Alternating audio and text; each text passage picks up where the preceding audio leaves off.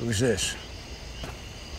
Just a guy telling you to get back in your nice truck. Go play okey dickhead somewhere else. Logan finally came out on Friday, and since it's Hugh Jackman's final time playing the Wolverine, this is the perfect time to do an all-Wolverine episode of the show. It's the least we can do. Well, I guess the least we could do would be literally nothing. Anyway, here are 7 things you didn't know about the boy from Oz. I mean, Wolverine. Probably. What do they call you? Wheels? This is the stupidest thing I've ever heard. The Wolverine has gone through a lot of changes and versions since he was first introduced. For one, he grew about a foot taller once they cast Hugh Jackman. You might be surprised to hear that Clint Eastwood's Dirty Harry was a major inspiration for some of the more recent stylings of Wolverine. One question.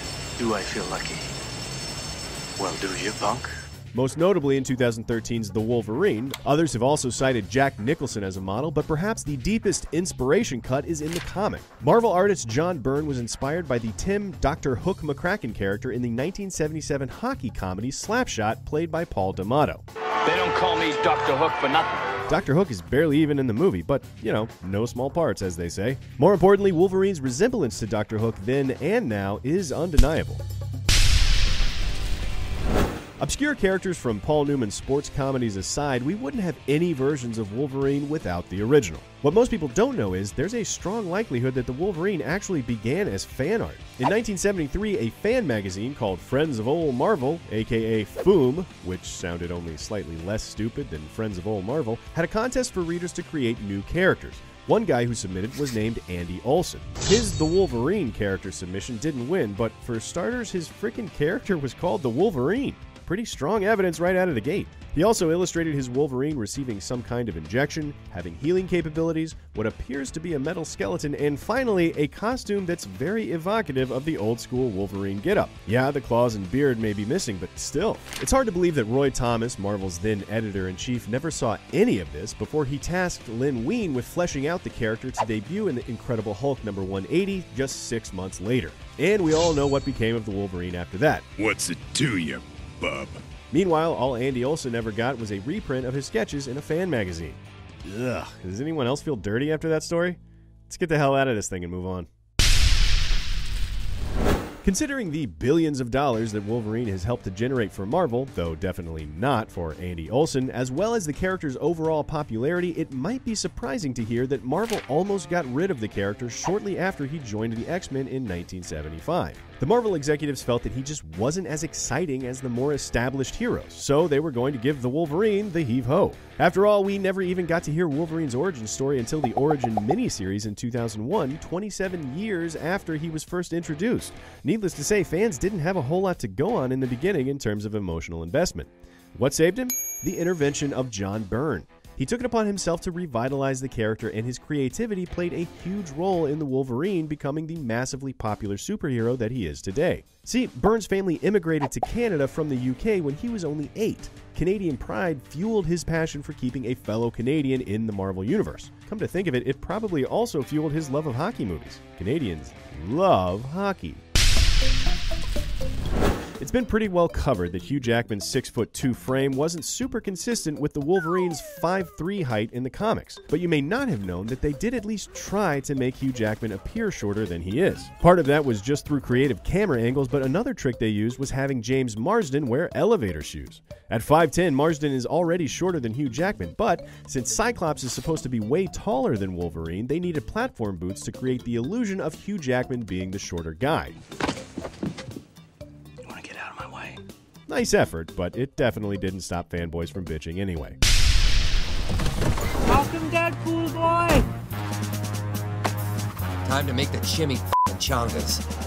Deadpool opened the door for R-rated superhero movies being viable box office draws, and Logan followed suit.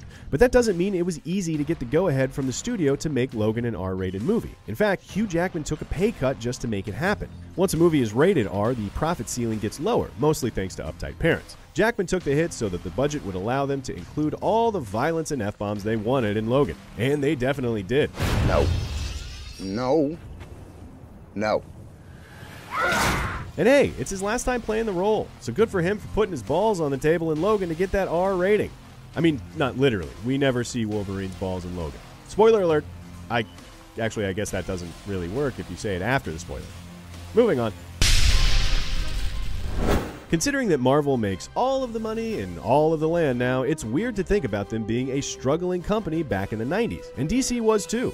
Times were so hard that the two brands tried to drum up sales with crossover titles, like the DC vs. Marvel Comics Showdown in 1996. An even lesser-known offshoot of these crossovers was the Dark Claw, which was part of the Amalgam Comics universe, a publishing offshoot that featured amalgamations that were half DC characters and half Marvel characters. The Dark Claw, whose real name was Logan Wayne, was a combination of Wolverine and Batman. His backstory combined elements of both characters, and so did his skill set. He had adamantium claws, but he also had Batman's cool gadgets, vehicles, and wits. The odds of us ever seeing the Dark Claw get a big screen debut is slim, especially considering Marvel has a hard enough time trying to get crossover rights to their own characters from Fox and Sony. So it would be exponentially harder for them to work something out with their direct competitor, DC. Still, a fanboy can dream. This is just a misunderstanding. Put the knives down! I can't. We've talked a bit about Wolverine's changes through the years, but we didn't cover one pretty significant change: his claws. Over the course of the films, his claws have evolved. The earlier films, like X-Men and all the way through X-Men Origins Wolverine, the claws were pretty straight and had a slightly curved end with a pointed tip. But starting with the Wolverine, his claws got a redesign to look sharper and more reflective. They also changed the placement so that the claws came out slightly lower, beneath the tops of his knuckles, rather than sitting higher up near the top of his hand like they are here in X-Men. The comics have had their share of claw updates too. In the beginning, his claws weren't even meant to be part of his body, they were just a part of his gloves. It wasn't until X-Men 98 that Marvel officially revealed that his claws were stored in his forearms. Later on in the mid-90s, we learned in the comics of another twist, that his claws were made of bone and were only coated with adamantium in the Weapon X project. Wolverine took us to the Bone Zone on screen in X-Men Origins Wolverine, in The Wolverine, and in Days of Future Past. Imagine if they were metal.